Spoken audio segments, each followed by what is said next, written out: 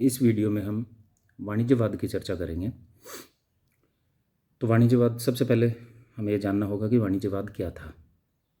तो अगर सिंपल शब्दों में कहा जाए तो 16वीं सदी में यूरोपीय देशों द्वारा व्यापार और वाणिज्य का संचालन करके धन संग्रहित करने की नीति अपनाई गई और इसे ही वाणिज्यवाद कहते हैं। और ये जो धन का संग्रहण किया जाता था, ये कीमती धातु यानी गोल्ड के रूप में किया जाता था। तो जो वाणिज्यवाद जो नीति अपनाई गई यूरोपीय देशों द्वारा, उन्होंने इस बात पे बल दिया कि ज़्यादा से ज़्यादा व्यापार और वाणिज्य का संचालन करके जो कीमती धातु यानी गोल्ड है उसको ज़्यादा से ज़्यादा अपने पास में उसका स्टॉक कर सकें। ये प्रमुख बात थी वाणिज्यवादी नीति के अंतर्गत। थोड़ा सा अगर हम पीछे जाएं तो हम देखते हैं कि भूगोलवेत्ताओं द्वारा जो भी समुद्री मार्ग खोजे गए थे उसके पीछे थ्री जीज की थ्योरी काम करती थी। और ये 3 Gs हैं: गोल्ड, ग्लोरी एंड गोल्ड। इसमें सबसे प्रमुख गोल्ड हुआ करता था। क्रिस्टोफर कोलंबस तो यहाँ तक कहता था कि जिस देश के पास में गोल्ड है वो दुनिया की कोई भी चीज़ प्राप्त कर सकता है। तो क्रिस्टोफर कोलंबस की इसी थ्योरी पे चलते हुए यूरोप के लगभग सभी देश इस थ्योरी के ऊपर चल रहे थे कि उनके पास ज़्यादा से ज़्यादा गोल्ड होना चाहिए। और 1600 ईस्वी में यूरोप में जो सोना संग्रहित किया गया, जो सोने का जो स्टॉक किया गया, उसकी मात्रा डबल हो गई, दुगनी हो गई थी। और चांदी भी 10 गुना ज़्यादा अधिक संग्रहित हो गई थी। सभी देश इस चीज़ के पीछे पड़ गए थे कि उन्हें ज़्यादा से ज़्यादा अपने व्यापारिक के माल के बदले में कीमती धातु यानी सोना लेना है और उसे ज़्यादा से ज़्यादा अपने पास होल्ड करके रखना है। वाणिज्यवाद में धन को अधिक से अधिक समय तक संग्रहित करने पर बल दिया गया कि ज़्यादा से ज़्यादा लंबे समय तक वो अपने पास स्टॉक कैसे रखा जाए।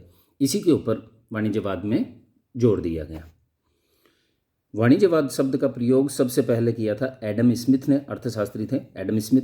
उन्होंने अपनी पुस्तक वेल्थ ऑफ नेशंस जो उन्होंने लिखी थी 1776 में उन्होंने एक पुस्तक लिखी थी वेल्थ ऑफ नेशंस, जिसमें एडम स्मिथ ने वाणिज्यवाद शब्द का प्रयोग किया था।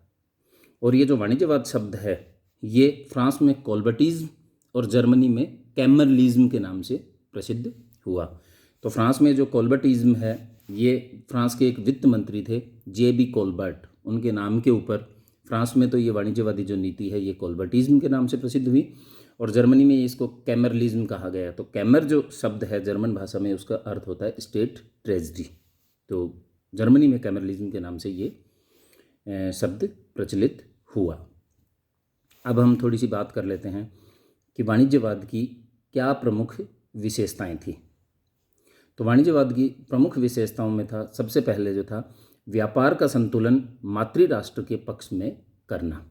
ये इसकी सबसे प्रमुख विशेषता थी। इसके अंतर्गत जो यूरोपीय देश अपने अलग अलग उपनिवेश स्थापित कर लेते थे उनकी ज़्यादा से ज़्यादा ये कोशिश रहती थी कि जो व्यापार जो वो अपने उपनिवेशों के साथ में कर रहे हैं या दूसरे देशों के साथ में जो व्यापार वो कर रहे हैं उसमें व्यापार का संतुलन हमेशा हर राष्ट्र ये चाहता था कि उसके पक्ष में हो।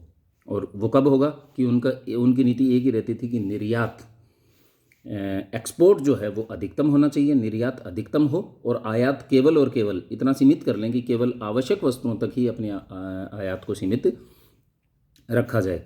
तो जिसके पीछे भावना यही थी कि जितना ज़्यादा हम निर्यात करेंगे तो हमारी व्यापारिक माल के बदले में हमें सोना मिलेगा, और आयात को जितना घटाएंगे, जितने न्यूनतम स्तर पर हम अपने आयात को लाएंगे, तो किसी भी अन्य देश के व्यापारिक माल के बदले में हमें हमारी कीमती धातु सोना सबसे कम खर्च करनी पड़ेगी। तो जो सबसे बड़ी इसकी महत्वपूर्ण विशेषता है वो है व्यापार का संतुलन मातृ राष्ट्र के पक्ष में करना।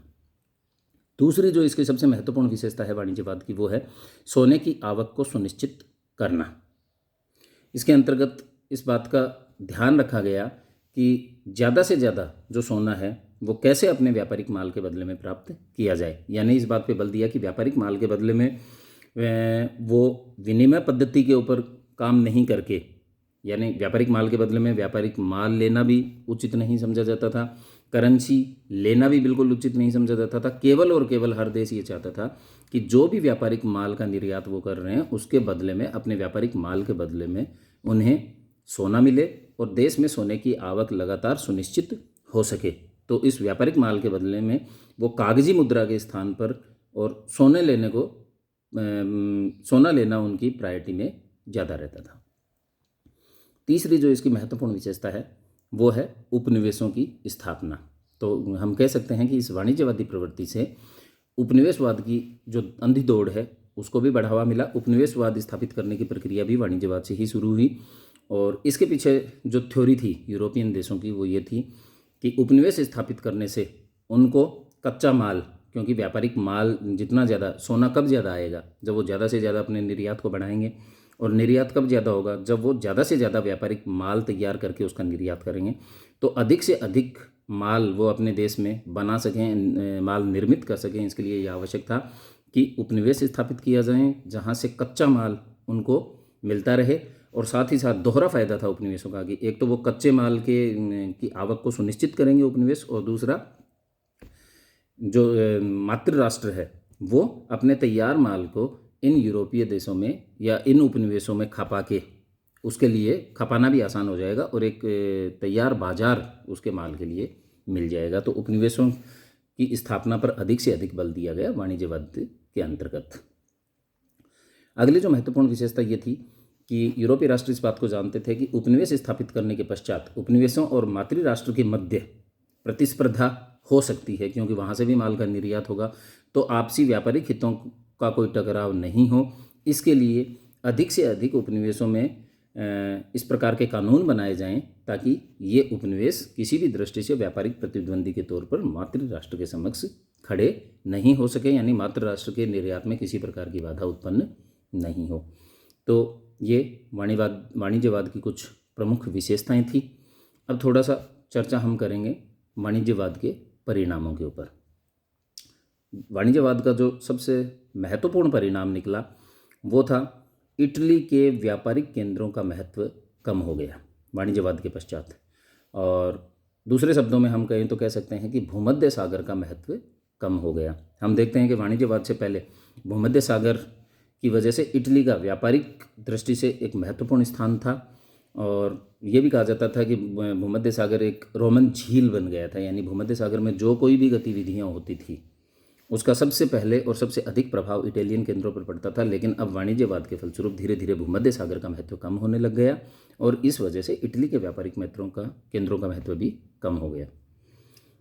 वाणिज्यवाद की जो दूसरा परिणाम निकला वो था कि अटलांटिक महासागर की ओर नए व्यापारिक केंद्र स्थापित हो गए। इनको पुर्तगाल और स्पेन के अंतर्गत हम दे सकते हैं। पुर्तगाल और स्पेन के प्रयासों से अब नए नए समुद्री मार्ग खोजे जाने लग गए थे, तो अब अटलांटिक जो महासागर है उसकी तरफ नए व्यापारिक केंद्र अब स्थापित हो गए। तो व्यापारिक केंद्र जो पहले इटली की तरफ या भूमध्य सागर की तरफ इटली में जो व्यापारिक केंद्र थे उनका महत्व कम होकर अब धीरे धीरे अटलांटिक महासागर की ओर नए व्यापारिक केंद्र डेवलप होने लग गए। तीसरी जो महत्वपूर्ण विशेषता है वो है बड़ी व्यापारिक कंपनियों की स्थापना वाणिज्यवाद के अंतर्गत की गई। स्टॉक एक्सचेंज जो कंपनियां थी धीरे धीरे मतलब वाणिज्यवाद के अंतर्गत ही बड़ी व्यापारिक कंपनियां, पहले निजी प्रयासों के अंतर्गत व्यापार होता था, लेकिन अब वाणिज्यवादी जो अर्थव्यवस्था यूरोपीय देशों में अपनाएगी, वाणिज्यवादी जो नीति अपनाएगी उसके अंतर्गत बड़ी बड़ी व्यापारिक कंपनियों की स्थापना अब की जाने लग गई और वाणिज्यवाद के फलस्वरूप ही एक नए मध्यम वर्ग का उदय यूरोपियन समाज में हुआ। तो हम कह सकते हैं कि वाणिज्यवादी नीति के अंतर्गत अनजाने में ही यूरोप स्वयं को 18वीं और 19वीं सदी के यूरोप के लिए तैयार कर रहा था।